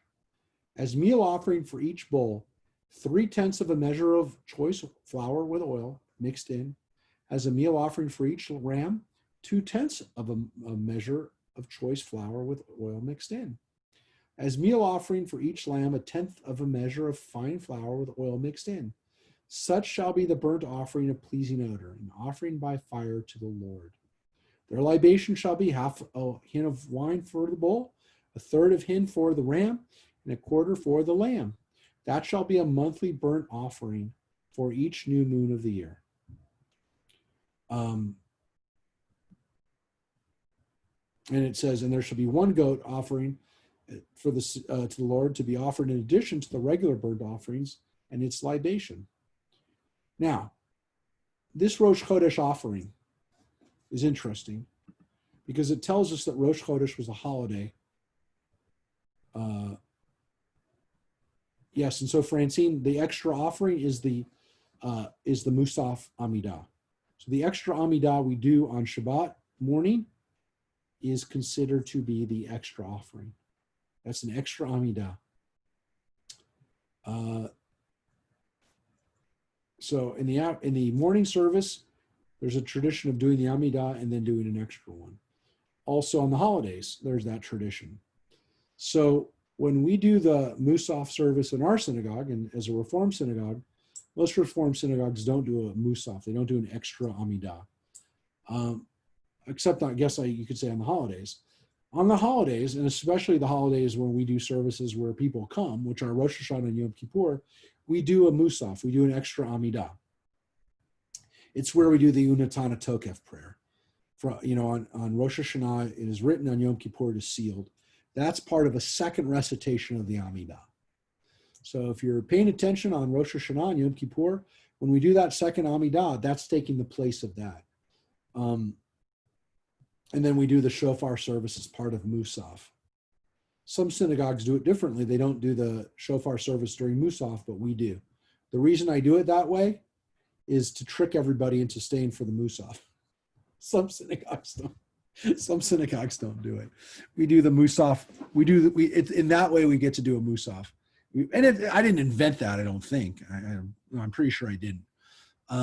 I think a lot of conservative synagogues do it that way too, to get people to stay for the Musaf on Rosh Hashanah and Yom Kippur. And on Yom Kippur Day, we do another set of readings before the Yizkor service. So it kind of makes it not just a recitation of another recitation of the Amidah. We add something to it too. We do the Unatana Tokef at that time on Yom Kippur too. So, yeah, that's our extra, and we're going to go through the holidays right now because we read every day. Next most common is Shabbat. Every week, the next most common is Rosh Chodesh. So we don't think about Rosh Chodesh a lot. As I've mentioned before, it's a women's holiday. I know this, by the way. Next week, I'm going to talk about it because next week is our Shabbat before Rosh Chodesh. Rosh Chodesh is actually 2 weeks from tonight, or 2 weeks from last night, but during the day. Next Wednesday, a week from Wednesday, the 22nd is Rosh Chodesh. So technically speaking, it starts at night. Rosh Chodesh is a woman's holiday, folks. It's traditionally a day that women were supposed to get the day off. Again, to answer Sandy's question about lighting fires, you definitely lit fires for the sacrifices. Lighting other fires, not so good, as we know from the story we read a few weeks ago about gathering wood for fires. But lighting the sacrifice fires was important. The tradition, of course, is that the fire was always burning on the altar, so they didn't have to relight the fire. So the fire was actually already lit. It was a ner tamid. That's where we get the word ner tamid from. It's a always burning fire. But one could expect that. One could argue, wasn't making sacrifices on Shabbat an act of work? On the holidays, wasn't it a work? Yeah, kind of. But it was considered to be unusual work, special work, commanded work. And you and I don't do work, but this priesthood kind of does their work. Again, you can make the same argument that traditionally the only people working on Shabbat are rabbis and cantors. The irony is that, again, everyone else is not supposed to work except those are the days that we really, got to do our work. Especially, reading Torah. These are things we're accountable for. We're doing them. So the next holiday is the holiday that happened first on the biblical calendar, the holiday of Passover. Because originally, as we said, Passover, the springtime, was the beginning of the Jewish year in the Bible. Later on, by the Talmudic period, it was not. It was halfway through the year as we started following kind of the Babylonian traditions. But here's what it says. In the first month, on the 14th day of the month, so we go with the first, our frequency, and now we go into the chronology through the year. In the first month, on the 14th day of the month, there shall be a Passover sacrifice to the Lord. On the 15th day of the month, a festival. Unleavened bread shall be eaten for 7 days. So it's kind of, again, as we talked before, it seems like the Bible is reflecting the fact that this was a combination of two holidays. At one time, there seemed to have been two holidays that were combined. And Pesach was really a combination of a Passover sacrifice and a feast of unleavened bread. That probably originally the Jewish people had different traditions on how they celebrated the spring holiday. That at a point in our history, there probably were differences of tradition, maybe a northern and southern tradition of the way they worshipped. That some people worshipped with unleavened bread and some people worshipped with a Passover offering. And many, many centuries ago, many, many thousands of years ago, these traditions were brought together into a single holiday. And again, today we don't even think about it, but in the Bible you can still see some vestigial references that tell us, no, these are two different holidays, and this is one of them, the unleavened bread holiday. Because here, according to this, and I don't want to dwell on it, I don't want people to get, well, why does it say this? It kind of shows that the Passover sacrifice happens before the unleavened bread holiday, if you will. But again, it's not the way we celebrate it today. It's not the way Jews have celebrated it for at least 2,000 years. The first day of the sacred occasion, you shall not do any work. It's a holy day. It's Mikra Kodesh. You don't work. It's like Shabbat. You shall present an offering by fire, burnt offering to the Lord. 2 bulls, 1 herd of the herd, 1 ram, 7 yearling rams. See that they are without blemish. So this is a big deal. Big deal. Lot of lambs, a lot of offerings. The meal offering shall be, again, oil mixed in. I don't want to dwell too much on that. And there shall be 1 goat of sin offering to make expiation on your behalf, just like we read about before. These kind of extra offerings of a goat for chaper, for kind of what we do on Yom Kippur, for making sure we also get another chance to be forgiven. You shall present these in addition to the morning portion of the regular burnt offering. You shall offer the like for 7 days as offering by fire, pleasing odor to the Lord. And on the 7th day, there shall also be a sacred occasion for you. You shall not work at your occupations. So the 7th day of Pesach was also a Mikra Kodesh. It's also a day of not doing work. So those are considered holy days and days that you don't work. So in addition to Shabbat, we have other days during the year, our holidays, and again, in some cases, the beginning of any of the holidays where we don't work. So again, the question of whether, Sandy is asking whether this is, the rams are connected to Exodus. Most definitely they are, except it's not just here. And again, some people have pointed out that the sacrifice of a ram or a lamb was a big stick to the Egyptians who worshiped the lamb as a god, as a sacred god. And so every time that the Jews were sacrificing these lambs, it was like saying to the Egyptians, we don't put any stock in your weird, stuff. We don't worship animals, and we definitely aren't worshiping a ram. As a matter of fact, they make really good sacrifices for us. So it really was, if anything, a political statement. We're not following you. And again, the Egyptians were, when this was written, were the main empire. Again, later on, it's the Babylonians and Persians, and they didn't have those same taboo feelings about rams and lambs, but they had their own stuff that they had as far as taboo stuff, but it doesn't seem like this was it. Rabbi? Yes. I just have a kind of quick question off topic, but on the days that we're not supposed to work at our jobs, is that the same also for doctors? Because I thought that saving a life is supposed to Exactly. come If before. doctors have to work on those days, absolutely, supposed to work on Shabbat or on holidays. But I will tell you that observant religious, doctors will do their best to schedule time off on those, which again makes it hard because there are a lot of them. It's, not just Pesach, it's Rosh Hashanah, the ones we know, but it's also ones that, again, a lot of Jewish people don't celebrate Shavuot, which we're about to read. A lot of Jewish people don't celebrate Sukkot. There are a lot of Mikra Kodesh, a lot of holy days that you would not be able to work if all things being equal. If they have to work, if they're on call, absolutely. There's no question they're supposed to. But when they're making up their schedules, they will take those days off, which means, again, that a lot of times the Jewish doctors are working Christmas time, they're working other times because they've already taken out their holidays. So there are a lot of holidays to take. Rabbi, I have a question, Philip. First, a quick comment. When I worked in broadcast news, I always volunteered to work Christmas Eve, Christmas Day, and Easter, all those holidays.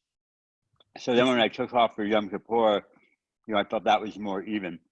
And people wouldn't say, oh, he's double dipping or whatever. Maybe I was just overly sensitive. No, you were right. And could you imagine if you also took off for Shavuot and Sukkot? No, that would have been, but what does the Israeli military do, if you know, since the Yom Kippur War?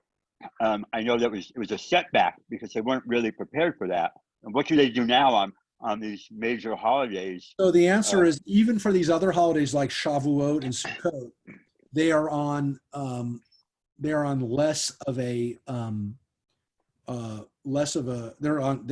there's less active military.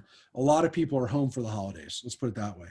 Now I'll tell you, a couple things have changed since the Yom Kippur War. Number one, early warning systems are so much better than they used to be. And Israel also instituted, some pretty high-level satellites and things like that that didn't exist in 73. In 73, Israel was still, unfortunately, really relying on the United States for a lot of its intelligence and, again, its assets on the ground. But it also taught Israel never to take things for granted. If it happened again, if a war broke out, if Israel was attacked, let's say, with rockets, which they have been on holidays, then people get called up. But they're usually, here's the issue. With the rockets, having more soldiers on duty wouldn't do anything. It's not going to stop the rockets from falling. So in previous years, when Hezbollah has launched rockets on Israel on the holidays, they've done it to mess up the holidays. Having more soldiers in Israel will do nothing. What will happen is 2 days later, or a day later, or a week later, Israel, in some cases, has sent in troops. And they do it, sometimes they do it fairly quickly, but they're not going to do it that day anyways. If Israel is going to do anything in the first realm of the first level of response, it's always going to be, an aerial, it's always going to be an aerial attack, right? So it's not going to be ground forces. So Israel doesn't really have to. Here's the amazing thing. Since the Yom Kippur War, Israel has never been attacked militarily by ground forces ever again. So Israel hasn't had to deal with that issue and probably won't. If Israel ever gets into a situation where there is a military, the possibility of a military attack, they'll probably reevaluate and they'll put soldiers, on the front lines. And I think Yom Kippur will always be a memory for them where they'll say, you know what, we can't take for granted that we can be attacked. But Philip, the nature of war has changed so much since then. I mean, we really haven't had major tank battles or major infantry battles in the world in the last 50 years, let alone, for Israel. So thankfully, the mobilization and the need to kind of get a lot of troops together at one time, even today, in the worst cases, Israel hasn't had to do that in a way that would encroach on the holidays. But well, I guess I'm really thinking maybe not, Egypt crossing the Suez again, but I'm really thinking more of, how does Israel deal with, terrorism on high holidays? Is there more of an alert? Because I would think if your enemy could attack you on a high holiday, in a way, they're making more of a statement. Yeah, and there was an attack on Passover. There was a horrible attack during the Intifada, first Intifada on Passover. There were regular attacks, especially on Purim. So the enemies of Israel know Israel's days. They know our holidays well, and so they knew that Purim and Passover were festive holidays, and so that they did attack. And Israel has had to close off its borders and make sure that terrorist attacks have been minimized. So yeah, I will tell you that Israel's Shin Bet and their anti-terrorism task force, the kind of things you see on Fauda and stuff like that, those guys are on high alert and are working. Unfortunately, oftentimes, yes, those people are working on all the holidays, high holidays, Passover, those holidays, but not on a level that Israeli soldiers are have to be on active duty during those times anymore. In a good way it's so irrelevant now that they don't do that. But yes, for the people that are catching today's bad guys on the holidays, those people are working overtime for 100% for sure. Thankfully that's less people. So it's less people that have to think about it on the holidays. But yeah, it's a very sad thing. And Israelis do think about it. They do think about the fact that their public holidays are times when there have been targeted attacks. There's no question about it. I very rarely am in Israel for holidays, very rarely. It's been years since I've been in Israel on any major holiday. I think the last holiday I was there for was Tisha B'Av, which is a minor holiday in America. It's a little bit more recognized in Israel, the day that commemorates the destruction of the temple, our sad day. And there are a lot of people who, do observe, or more people in Israel who observe it. I mean, some people in Israel, they don't care. They go to the beach on Tisha B'Av. Tisha B'Av is going to be in 3 weeks. Not 3 weeks. It's a little longer than that. It's, it's 3 weeks from tonight. So technically speaking, Tisha B'Av is, it's a summer holiday, and some people are, traveling and away and whatever. I've been away a lot on Tisha B'Av. It's usually around my birthday, so oftentimes I'm away. But I always go to, I either have a service of my own or I go to a synagogue. I've been in Germany for Tisha B'Av, which was really meaningful. I've been in Israel for Tisha B'Av. I've been trying to think I've been in other places. I've been to England for Tisha B'Av. It's already a sad day. And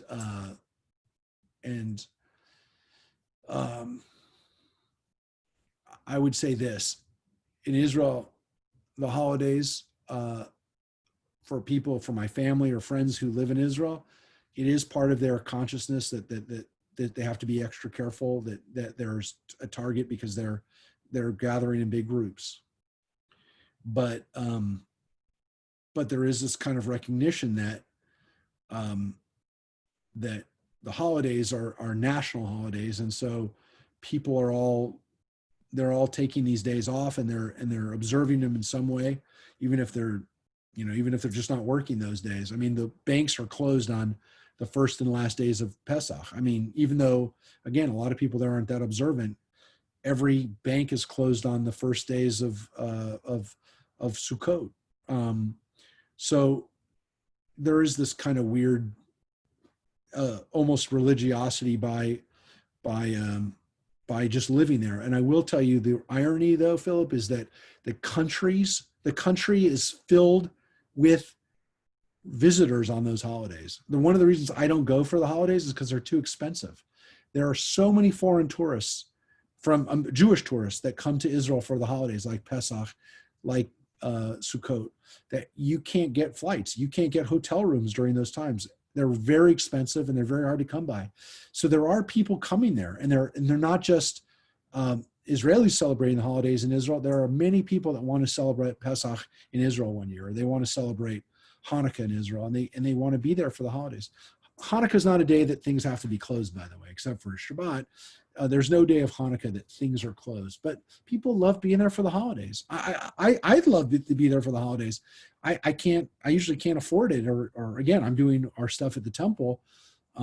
Even if I went for Hanukkah, it's so expensive. So the good thing is that people are celebrating the holidays. So let's take a look at the rest of the holidays. And again, it's very repetitious. My daughters read from this portion because all three of my daughters had their bat mitzvahs on their benot mitzvah, I should say is really the appropriate Hebrew way of saying it. Their benot mitzvah, they had their on Rosh Chodesh. And because once and sometimes twice a year, Rosh Chodesh falls on Sunday, they got to read that section that talks about the Rosh Chodesh offering, and they got to read that at their bat mitzvah. Each one of them read that same section. So they all three of them had the same section, and we did it on a Sunday so that we could have a bat mitzvah celebration on a Sunday and not on Shabbat, because we didn't want to have to drive and work and be panicking, and we didn't panic, but you never know, you could panic on the holiday on Shabbat. So we did it on Rosh Chodesh, which you can work on and you can do stuff on, and you can also read Torah. So it's kind of a cool Sunday thing you can do once, because again, if you think about it, there's 12 Rosh Chodesh, sometimes 13 Rosh Chodesh. We have 13 months sometimes in the Jewish year. So if they happen one day a week, it's 1 out of 7 chance that a Rosh Chodesh will be on a Sunday. There's 1 and sometimes again 2 Rosh Chodesh that are on Sundays. So we always have 1 Rosh Chodesh Sunday. So one of the other holidays is the Feast of Weeks, Shavuot, where you bring your new grain and you don't work at your occupation. And again, you bring your bulls and your ram and your 7 yearling rams and the offering with it and the goat to make expiation. And then we finally get to Rosh Hashanah, which we actually read this section on Rosh Hashanah. It's the second Torah that we read out of. So we read, the first Torah reading we do is from Genesis. We read either the story of the Akedah, or then we read the story of creation on the second day of Rosh Hashanah. And then we read this maftir. And this maftir is the same for both days. In the 7th month, on the first day of the month, you shall observe sacred occasion. Don't work. You shall observe a day when the horn is sounded.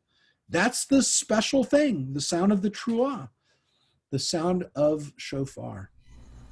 You shall present a burnt offering of pleasing odor to the Lord, 1 bull of the herd, 1 ram, and again 7 yearly rams, with the meal and the oil mixed in, and there shall be again a seir azim echad, the chatat offering, the sin offering.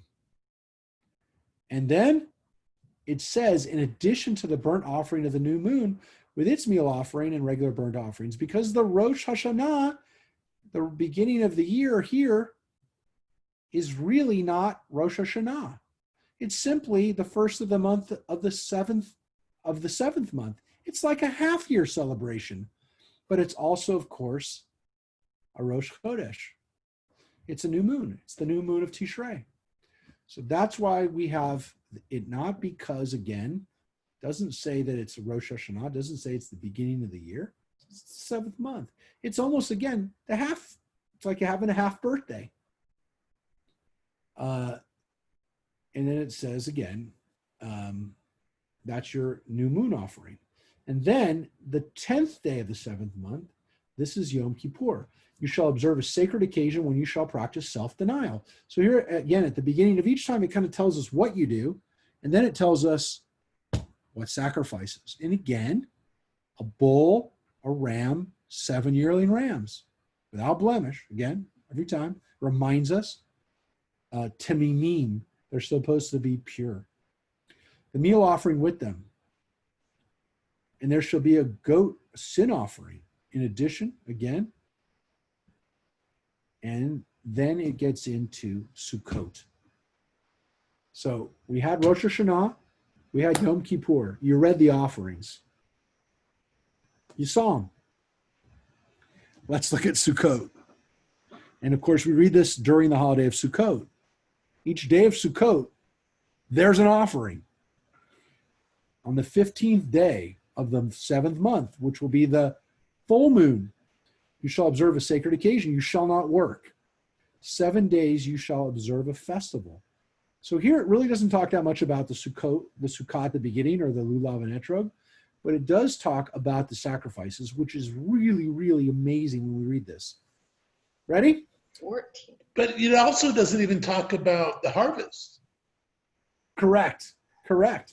It's really, really, as you see in Pinchas, about a whole lot of dead animals. I mean, can you imagine the herds these people had? Yeah. Now remember, this is being done on behalf of the whole country. Not every person had to do this. Right. But there still had to have been a huge herd. Yeah. Well, a lot of animals. And by this time, there's, Could you 600,000 men. smelling that camp? It's a lot of animals. And again, watch what happens with these animals. 13 bulls, 14 yearling rams, 7 times as many as we normally have, folks. 13 times that. You're going to see the number pattern here, folks. It's not going to take you long. The meal offerings with them. And 1/10 for all the 14 lambs. So again, that's a lot of tenths. Adds up. And then the goat. Second day, 12 bulls, 2 rams, 14 yearling rams. Does anyone want to guess what's on the third day? Any math wizards would like to tell us how many is on the third day? 11 bulls. Still 2 rams, right? 2 rams a day and 14 yearly lambs a day. It's a lot of animals. 11 bulls on the third day. Who wants to tell me how many on the fourth day? Oh, I already showed you. 10 bulls. 10 bulls. It's going down. Right? Each day we decrease the amount of bulls. Bulls being obviously the most expensive of the offerings, the most expensive animal. It is a truly, truly expensive animal even today. A bull is considered to be, again, an expensive animal to buy, to sell, and of course, again, to destroy, which is why when we see bullfights, this was a big deal for people because those bulls were expensive. 5th day, 9 bulls. 6th day, 8 bulls.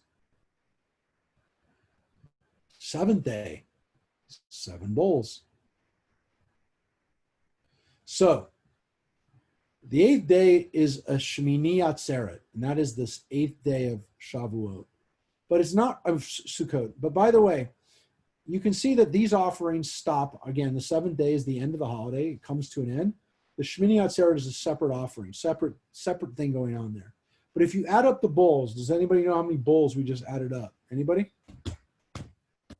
Roughly? Does anyone want to guess roughly? 7 days? Between 7 and 14? Does anyone want to do the math on that? What the average would be? Nobody? It's late. Tell us, Rabbi. I didn't know if anybody knew it. It's 70. 70, yeah. 70 bulls. It's a magical, mystical number, 70. Sandy says, it sounds like it's 12 days of Christmas backwards. Yeah. So, Rabbi, when they did I don't know if you even have the answer, but when they did these sacrifices, especially to the bulls, did they just let them burn or did they eat them? Well, they definitely ate some of them. Yeah, I know that. But yes, to burn this many bulls would take a lot of time and a lot of fire. Right. It doesn't, by the way, say that you burn one and then burn the next and then burn the next. So it's kind of like a really, really big fire. Big bonfire. Yeah, it's burning a lot of offerings at the same time. But folks, look at how important Sukkot was by the offerings. Yeah. And you can't ignore it because it's so repetitious, it's so amazing that you can see that Sukkot was super, super important for our ancestors, both in the rituals that we saw and more that are laid out, the lulav and etrog, the living in the sukkah, the verses, the amount of verses, as I showed you in Leviticus. And now look at the amount of verses that we just had about Sukkot. We're not done because technically, Shmini Atzeret, it says right here, on the 8th day, you shall present fire, and again, we go back to the 1 bull, 1 ram, 7 yearly rams, so it's a kind of actually going down a little bit, but it is an Atzeret. It is the final harvest holiday, the 3 holidays of pilgrimage, if you will, and you can see that 8th day is kind of like, again, a seal on it, which again reminds us that this holiday of Sukkot was super, super important, that we have a really big, there's a really big emphasis on this day, and how much, had to be given on That's why they complain about this day in particular. the man. Yeah, it kind of reminds us. Their animals because they all were being sacrificed. Yeah, I kind of wanted to show you this interesting. If you look at how many verses there are on Rosh Hashanah, you have 1, 2, 3, 4, 5, 6 verses on Rosh Hashanah. 1, 2, 3, 4, 5, 6, 5 for Yom Kippur. So that's like 11 verses. Well, you can see right here, 11 verses. And now look at Sukkot. 12, 13, 14, 15, 16, 17, 18, 19, 20, 21, 22, 23, 24, 25, 26, 27, 28, 29, 30, 31, 32, 33, 34, 35, 36, 37, 38. 39 is not really part of it. It's a kind of a summary of it all. Is it safe to say, folks, that take Rosh Hashanah and Yom Kippur, which is 11 verses, multiply it times 2, and you still have more verses on Sukkot. That's how important Sukkot was, that we have all of that in Pinchas about this holiday. It's hard to make, I can't overstate how important Sukkot was based on how much was offered and how much of our text in the Torah is about that holiday. All these you shall offer to the Lord at stated times, in addition to your votive and free will, be they burnt offerings, meal offerings, libations, or offerings of well-being. And so Moses spoke to the Israelites just as the Lord had commanded Moses. And that's the portion, folks. You can see the last 2 chapters, chapter 28 and 29, we went through pretty fast, but it is literally the list of the portions of the animals that we offered up on the holidays. And it's really interesting because, again, these sacrifices were an amazing act of love and an act of faith that the people would do for God. They said, we're going to set aside our most prized property to you, God, and we're going to give it to you because we, again, are thankful for our lives. They also were hoping to be freed of sin. So I a lot of this, again, maybe sounds crazy. It sounds silly. It sounds redundant, but it does give you a sense, I hope, of how important this was traditionally for us, these holidays, and again, gives us some sense of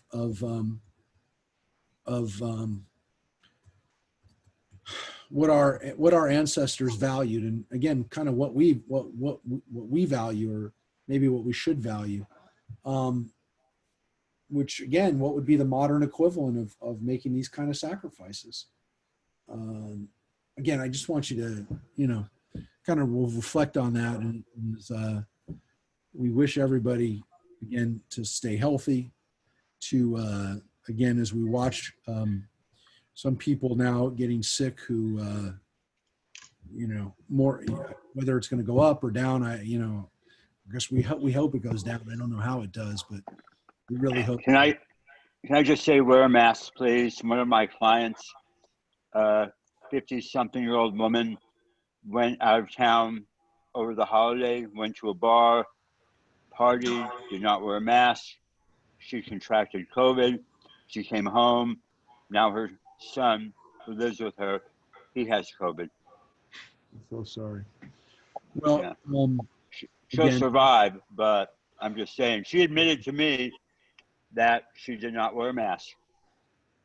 well, we definitely Rabbi Mark, we want everybody to do what they have to do to prevent other people from getting sick. And please Rabbi Mark, keep yourselves healthy. Yeah. if Sukkot is so emphasized in this part of the Torah, why, I know that we celebrate it as part of the high holidays, but why isn't it more celebrated or at a higher status than like Rosh Hashanah? I make the argument every year, and I say it at least once, and those of you who've been with me for high holidays for years know that I say it every time. My dream is always that we get as many people in my sukkah as come to the synagogue. I know that's never going to happen. I know that. But we try to give a lot of opportunities during Sukkot for people to do it, because I really do believe it's an amazing holiday. But isn't it the real reason, because the rabbis, when they were writing the Talmud, decided that these 2 days were the most important days of the year? Well, definitely, Mike, you're absolutely right. By the time of the Talmud, the holidays were definitely becoming more important. Had become more important. Part of it has to do with the fact there are no more sacrifices. By the time the Talmud's written or completed, sacrifices have been gone for 400 years. So the amazing liturgy that was written around Rosh Hashanah and Yom Kippur was very important. The focus of Rosh Hashanah and Yom Kippur as times of asking for forgiveness then became elevated. As the sacrifices became less important, the focus on spirituality and on connecting to God became more important. And I think that's reflected in that. I think to some extent, it also has to do with the fact that we were no longer involved in farming. And so we're no longer thinking about the harvest, which those holidays are 100% connected to harvest and bringing in grains and asking for a better harvest. Well, so is Shavuot too, right? Right. But especially Sukkot being a multi-day holiday, it gave people a chance to come from anywhere to be there. Even if they got there a day late, they were still going to be there for Sukkot. Sukkot's clearly very important, and I love the holiday for a lot of reasons. I didn't celebrate it the same way when I was a kid. I mean, we celebrated it, but it was never with the same, well, you got to be in synagogue on Rosh Hashanah. It was never, you have to be in a sukkah. Sometimes I always was, because I was at a Jewish school and we had a sukkah, but it was never, at home. Sometimes we built a sukkah, sometimes we didn't. It wasn't always up.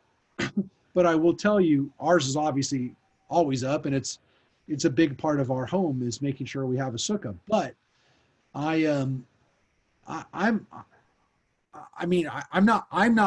can't change people's perspective on why the high holidays are important. I get it, and I can't change it, even if I was going to try. If I told everybody in Santa Clarita, we're only going to synagogue, if you're going to come one day a year, come on Sukkot, it wouldn't mean anything to anybody. They'd laugh at me, and they'd be like, well, he's delusional. So I wouldn't do it. I wouldn't even try. But it does upset me, because when people think about Rosh Hashanah and Yom Kippur, they think of the seriousness of it. They think of the somber reflection. They think about the liturgy. They think about, I got to get dressed up and come and beat my breast, and I have to fast. And there's a seriousness to it that's important. But it's only a small part of Judaism. Sukkot is this time of celebration. It's called Zman Simchatenu, the time of our celebration, of our rejoicing. And it bothers me that Jews miss out on the celebration, the celebratory aspect of Judaism. And it really, really bothers me, because I do think we have to have a seriousness to it, but we also have to have a celebration to it. Judaism has to be a celebration. And again, we have great bar mitzvahs, and we have great weddings, and we have great personal days of celebration. But we also have to have communal days of celebration. We have to have days when people come together and celebrate.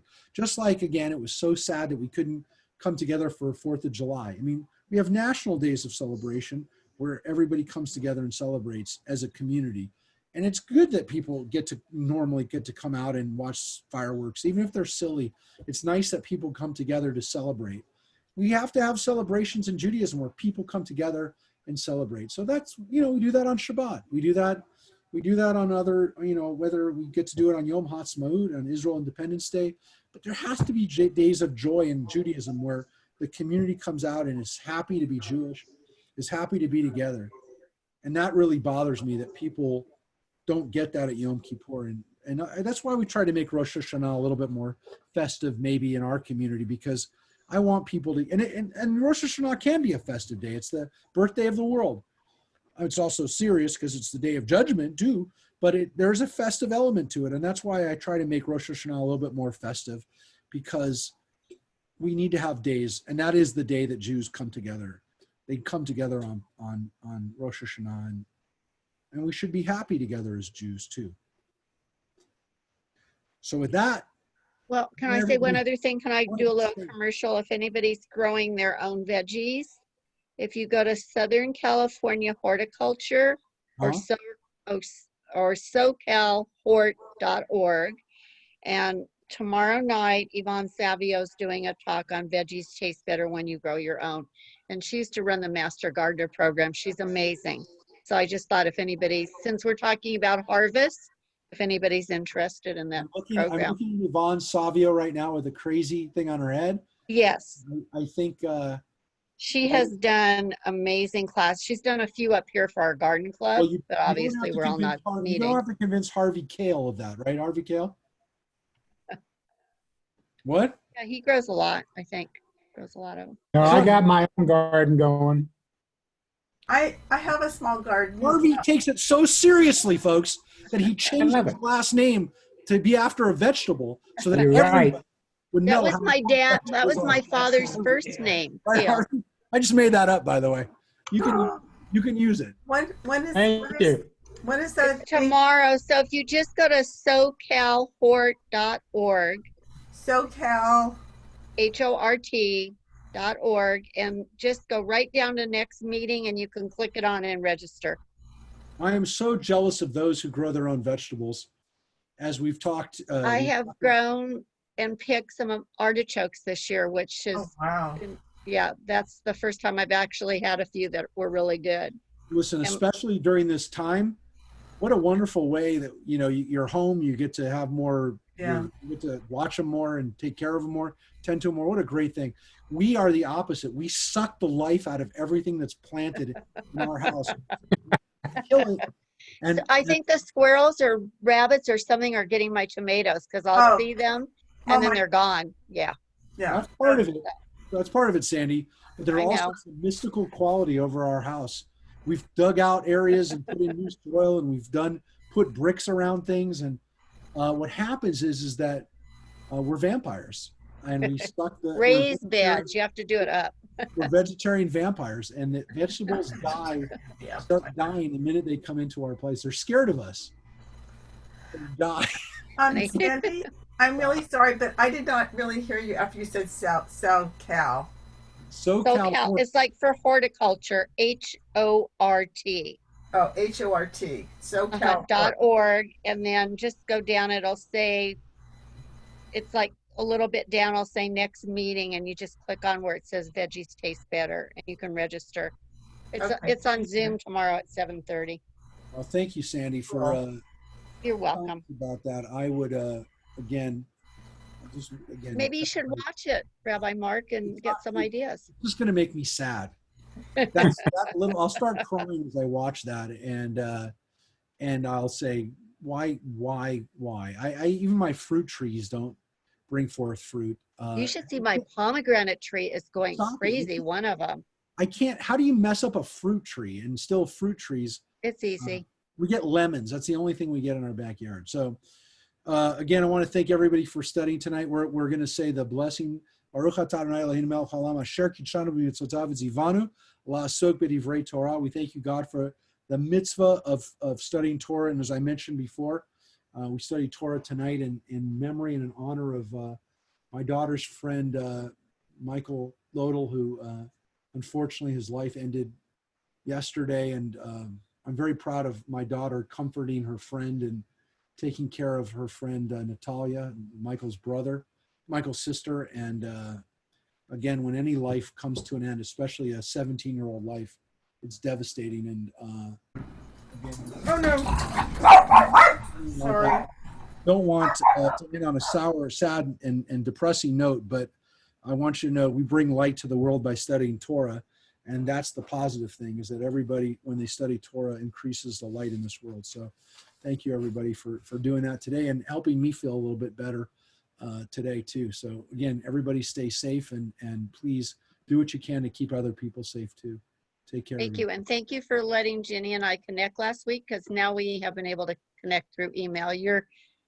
What's the word? The power of Torah, too. Let's bring some more people on and make the connection even stronger, folks. Sounds good. All right. Bye-bye.